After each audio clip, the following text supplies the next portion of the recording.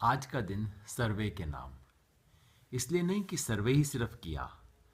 सुबह बुराड़ी गए, road show था और माशाअल्लाह क्या बढ़िया रोड शो था। चारों तरफ क्या जलवा था, स्वागत, और बिल्कुल एक तरफा मामला था।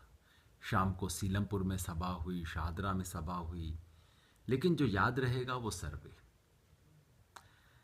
पिछले महीने डेढ़ महीने से सब पत्रकार पीछे पड़े हैं कि आप अपनी भविष्यवाणी कब बताएंगे। मैं बच लेता हूँ कहते हुए, भैया पहले भविष्य बताने का काम किया करता था, आजकल तो भविष्य बनाने का काम करता हूँ।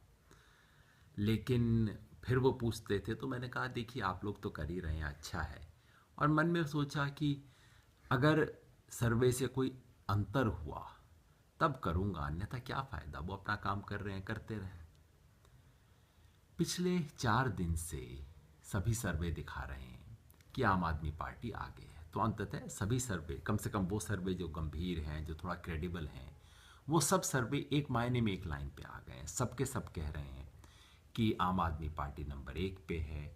सबके सब कह रहे हैं कि आम आदमी पार्टी 35 का आंकड़ा छू लेगी, उससे अधिक ही ले लेगी। तो मेरे साथी खुश हैं, सबको लगता है कि नहीं अब तो मतलब ठीक है, बन गया बात। लेकिन मैंने ध्यान से देखा उस आंकड़ों को, मुझे लगा कुछ गड़बड़ है।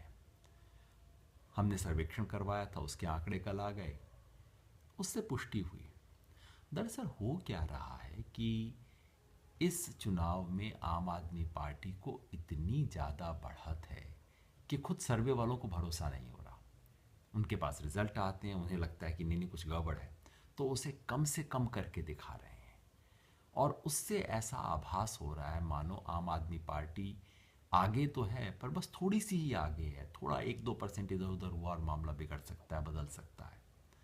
हमारे सर्वे ने दिखाया कि आम आदमी पार्टी को कम से कम 13% लीड है। अब 13% लीड कितनी बड़ी होती है इसका अंदाज़ा आपको इससे लगेगा कि गुजरात में जो 3 चुनाव में नरेंद्र मोदी ने एकदम झाड़ू लगा दी थी, वो तीनों चुनाव में उनको 10% की लीड थी।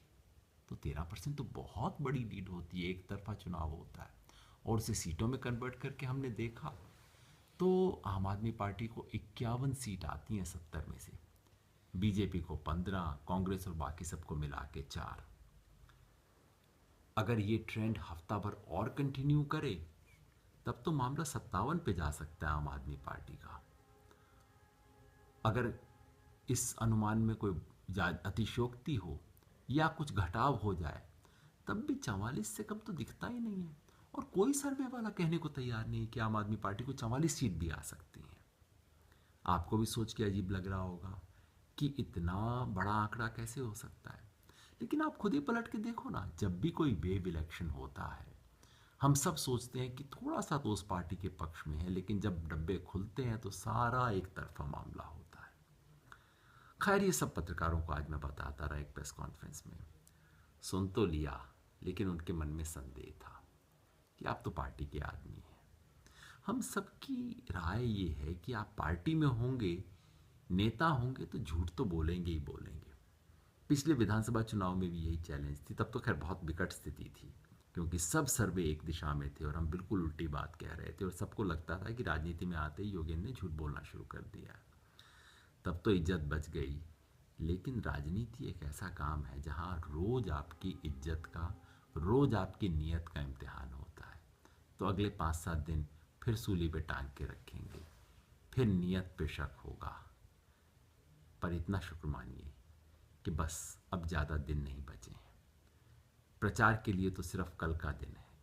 2 बड़े रोड शो हैं। जिस लहर को आंकड़ों में देखता हूँ उस लहर को सड़क पे देखने की कोशिश करूँगा कल और आपको बताऊँगा।